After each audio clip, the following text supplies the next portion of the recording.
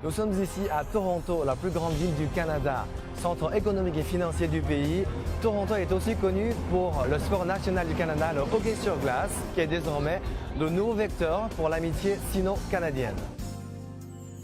Le 26 mars 2016, une nouvelle a réjoui les amateurs chinois de hockey sur glace. 3 enfants de 9 ans de Beijing ont été sélectionnés par le club AAA de Vaughan King de Toronto, une première dans l'histoire du hockey sur glace chinois.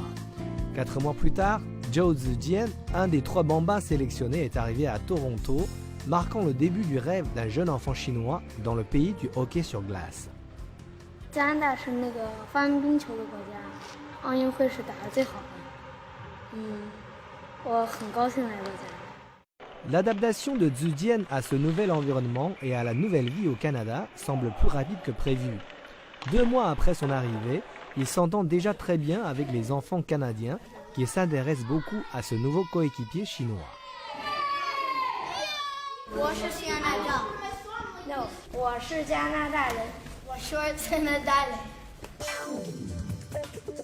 Outre les échanges linguistiques ou de camaraderie hors glace, Zijian et ses coéquipiers canadiens devront passer beaucoup de temps sur la glace, en défense ou en attaque, lors d'entraînements ou de matchs officiels.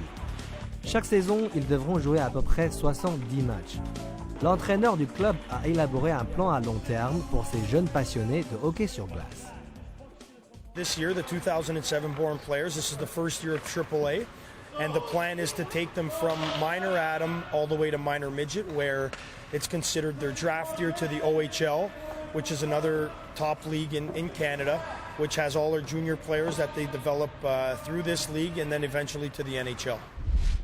L'OHL, la Ligue d'Ontario et la NHL, la Ligue nationale du Canada, 2 des ligues les plus prestigieuses du monde, ont chacune accueilli récemment un joueur chinois. Song Andong, né en 1997, a été sélectionné l'an dernier par la NHL et Yen Junchong, né en 2000, a été admis par l'OHL en avril 2016. Avec ces 2 aînés comme modèle, l'ambition de Zijian est aussi très grande. 我知道有些中国人来了加拿大打得也很好，我希望能超过他们。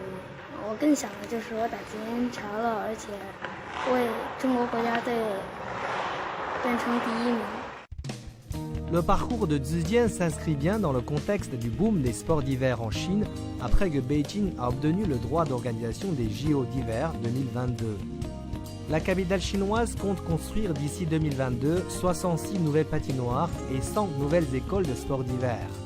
Cela représente beaucoup d'opportunités pour le Canada. 中国人将会吸引到加拿大很多一流的教练，我觉得这非常重要。我也希望能够在最近的将来组织一个冰球的团到中国来做一个正式的访问，那么更加促进加中两国在这个冰球运动上面这种文化的交流。 Si la Chine a inventé la diplomatie du ping-pong il y a 40 ans pour rétablir ses liens avec les États-Unis, aujourd'hui c'est au Canada d'utiliser son sport national pour séduire la Chine. Les images de Li Keqiang et Justin Trudeau habillés en maillot des Canadiens de Montréal ont marqué l'esprit des peuples chinois et canadiens. Toutes les conditions semblent réunies pour que le Petit Palais ouvre une nouvelle page des échanges et de l'amitié entre la Chine et le Canada.